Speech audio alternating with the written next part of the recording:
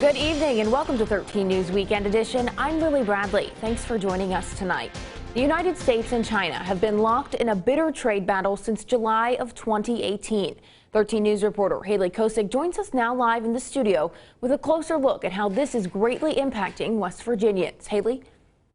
Lily, the result of this ongoing international feud is costing the forestry industry here in the Mountain State to pay the price, causing loss of jobs and money. Newspaper clippings dating back to the 90s headline flourishing forests, trees, lumber, and jobs in the Mountain State, a time that some call the golden years for West Virginia's forestry industry, but no longer fit to print. Our biggest problem here is that there's no manufacturing left. And they're starting to come back in North Carolina, but you take back in the 90s, we never exported anything. Family-owned Facemeyer Lumber Company in Ripley, West Virginia has been producing and exporting Appalachian hardwood lumber since 1964. West Virginia is the #2 state east of the Mississippi to produce hardwood lumber. When the market crashed in 2008, production slowed and the industry never fully recovered. Everybody wants to talk about coal, but nobody ever mentions the forest industry, and it's a tragedy. Now the industry is facing yet another economic conflict, the U.S.-China trade war. For years, the United States has exported hardwood lumber to China tariff-free, where it is turned into wood products and then sent back to American consumers. Attempting to level the trading field, the U.S. slapped a tariff on hardwood exports, and the Chinese slapped one right back on hardwood products. And this is what's put the industry, not only in West Virginia, but the entire eastern U.S. hardwood industry in pretty dire straits. As a result of this ongoing international feud, lumber exports to China are down by 40% in revenue, causing U.S. sawmills to close and West Virginians to lose their jobs.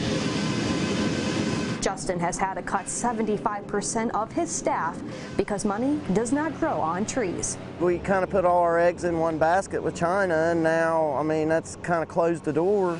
Allegheny Wood Products, one of the largest eastern U.S. hardwood producers based in West Virginia, has been working with state and congressional lawmakers to find a solution. This industry is always going to have its challenges. We always have had our challenges.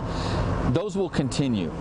But the ability to trade lumber worldwide without some artificial barrier such as a tariff put on it would help this industry greatly right now. As of December 2019, China agreed to purchase $50 billion more in U.S. agricultural products over the next 2 years, which this industry believes is a step in the right direction, but they are not out of the woods.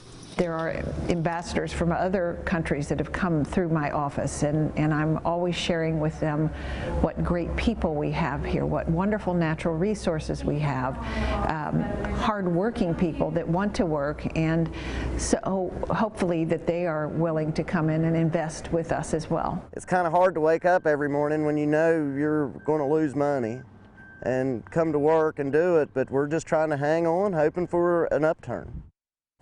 Now, that $50 billion China agreed to buy in our agricultural products is just 1/4 of the agreement. They promised to buy $200 billion worth in all American products and services. U.S. lawmakers are hopeful to move on to phase 2 of a deal, but the COVID-19 outbreak is making this more difficult. Reporting in studio, I'm Haley Kosick for 13 News, working for you.